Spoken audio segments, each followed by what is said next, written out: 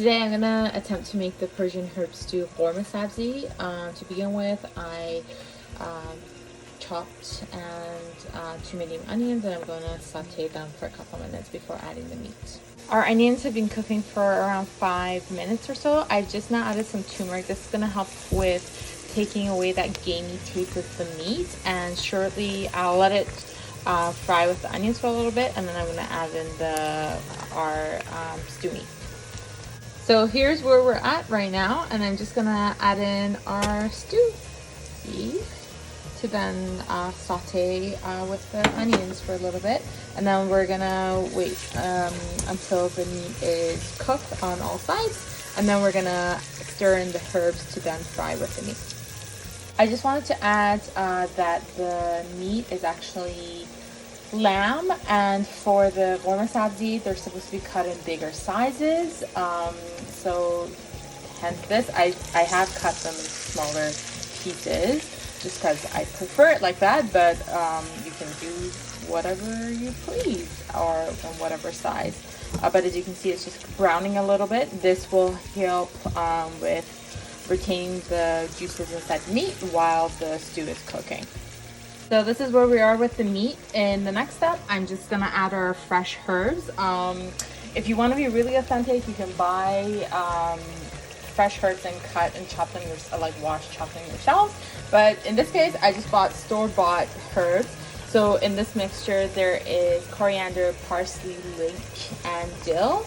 And just add this, and I'll be right back. This is what it looks like stirred into the onion and meat combination. In a couple of minutes, I'm also gonna add a tablespoon of the fenugreek, which is the equivalent of shandalile in Farsi, and that's what it and the fenugreek is what it gives the really unique aroma to the stew. I don't have any fresh fenugreek, so I'm just gonna add a tablespoon of the dried herbs into the mixture, but I'm sure this will work fine. We're gonna experiment a little, so let's see how it turns out. So the herb and meat mixture have been cooking for a couple of minutes now. As you can see, the herb color is now much darker. So at this point, I'm going to add some red beans and then mix the mixture together. And then we're gonna add a couple of 1 or 2 cups of water, and I'll be back. As you can see, it's starting to look a lot like قورمه sabzi. So at this point, I am going to add the 1 cup of water, and then we're gonna allow this to cook for at least an hour or 2, so the whole stew comes together, and then you get a thicker and dark color that is expected with the stew. So here it is. I've now added the water. This is the consistency with the water added.